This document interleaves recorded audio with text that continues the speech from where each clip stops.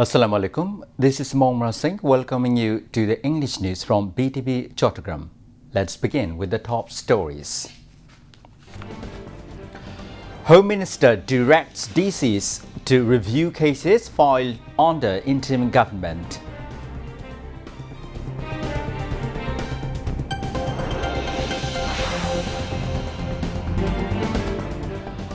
"15 lakh measles, 90,000 tetanus vaccines doses arrive in country. Government said record ensuring delivery within 24 days, says Health and Family Welfare Minister. Prime Minister Chattogram on implementing election manifesto through key initiatives, says LGRD Minister Major Fakhrul Islam Alamgir.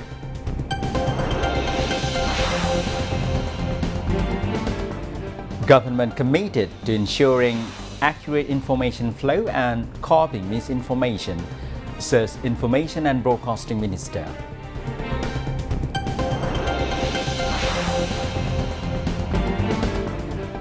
Fuel prices in country under control compared to other countries, says Prime Minister's spokesperson.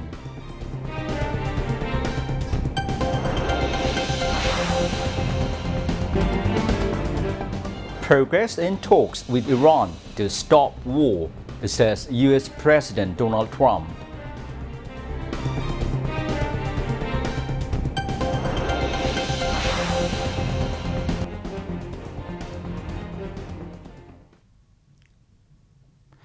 Viewers, those were the top stories. Now moving on to the details.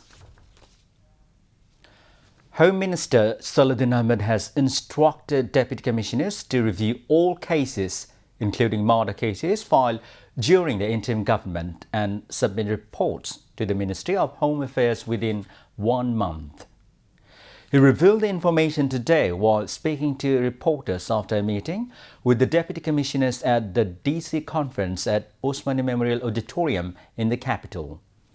Saladin Ahmed also directed officials to quickly return licensed firearms that had been deposited ahead of national elections but are yet to be handed back. He said weapons licensed before 7th January of 2009 and after 5th August of 2024 should be returned. However, a firearms license between those dates, particularly those issued on political considerations, will undergo further scrutiny before any decision. Emphasizing security for the upcoming Eid al-Adha, the Home Minister said the government is taking special measures to ensure safe and comfortable Eid journey.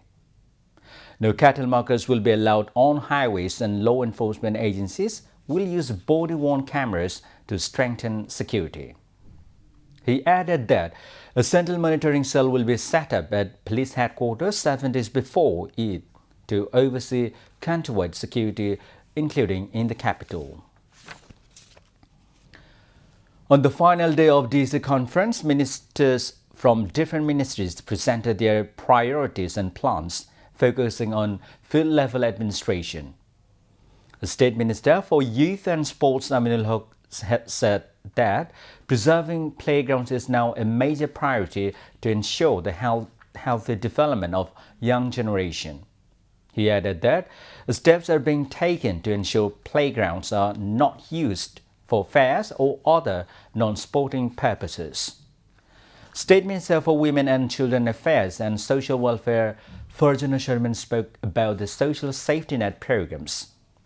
She said monitoring is being strengthened to ensure that government allowances and support reach the right and deserving beneficiaries. Environment, Forest and Climate Change Minister Abdullah Mintur stressed the importance of environmental protection. He said effective measures must be taken to control air pollution and that local administration needs to play a stronger role in overseeing waste management.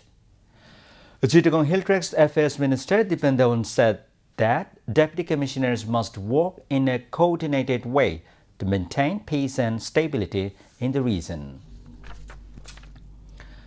Bangladesh has received 15 lakh doses of measles vaccine and 90,000 doses of tetanus vaccine to help control the ongoing outbreak. Health and Family Welfare Minister Shordar Mohammad Sakut Hussain shared the update today at Hazrat Shahjalal International Airport while receiving the shipment under the EPI program supported by UNICEF and Gavi. He said the vaccines were brought in within just 24 days. The health minister alleged that a past management is responsible for outbreak of measles cases. He, however, said the current government is now working seriously to control the situation. He also confirmed that there is no shortage of vaccines in the country. Senior health officials were present at that time. LGRD Minister and BNP Secretary General Mirza Fakhrul Islam Alamgir has said that Prime Minister Tariq Rahman is steadily implementing the election manifesto through a series of initiatives. He said that programs such as the Family Court, Farmer Court and Canal Excavation have already created hope among the people. Mirza Fakhrul made these remarks today while speaking to journalists after a dialogue with various donors agencies titled the Low Campus Dialogue, organized by the Institute of Strategy and Tactics Research at a hotel in the capital. He also said the government has already begun work on oil and gas exploration and extraction. The LGRD minister said the political situation has improved, is now more positive. Information and Broadcasting Minister Johiruddin Shopon has said that the government is committed to ensuring the free and accurate flow of information to the public and protecting them from misinformation. During a courtesy call on an exchange of views with a delegation from the broadcast journalists centered at the conference room of the Ministry of Information and Broadcasting today, the minister said that ensuring professionalism in the media would help resolve various problems in the sector. He also said that an independent media commission will be formed based on the opinions of all relevant stakeholders to tackle digital challenges in the media. Prime Minister's advisor and spokesperson of the Prime Minister's office, Dr. Mahdi Amin, said that the fuel prices in Bangladesh are relatively well controlled compared to other countries. He said that there had been some initial challenges in the energy sector. However, the government has taken alternative measures through discussions with domestic and foreign experts and international negotiations and has maintained a stable supply according to demand. He said this to journalists in the morning after a dialogue with various donors agencies titled the Low Campus Dialogue, organized by the Institute of Strategy and Tactics Research ISTR at a hotel in the capital. Dr. Mahdi Amin said that the government is working to run the state by embracing their aspirations and expectations of the people in order to move Bangladesh forward. State Minister for Local Government, Rural Development and Cooperatives Mir Shahi Alam has clearly stated that no kind of extortion will be tolerated centering the upcoming sacrificial animal markets. He said that if any incident of extortion occurs, strict action will be taken immediately. The State Minister said this today after visiting the Gaptuli cattle market and adjacent roads in the capital. Among others, Dhaka North City Corporation Administrator Muhammad Shafiqul Islam Khan and DMP Commissioner Muhammad Surwar were present among others. Mir Shahi Alam said that law enforcement agencies and the two city corporations of Dhaka have taken necessary measures to ensure that the cattle market and its travel during the upcoming Eid al-Adha remain smooth. Now, international news.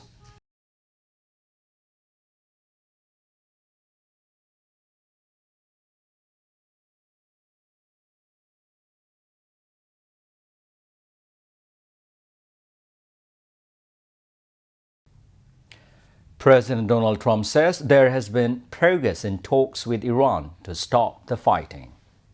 He made the remark on a post on his social media platform, Truth Social, citing progress toward a final agreement with Iran and requests from several countries, including Pakistan. the president announced the suspension of Project Freedom. He added, however, that the U.S. naval blockade of Iranian ports will remain fully in force. On Monday morning, U.S. forces launched the new operation called Project Freedom to free ships from various countries that were trapped in the Strait of Hormuz. Iranian President Masoud Pezeshkian said the United States is proceeding with the policy of maximum pressure.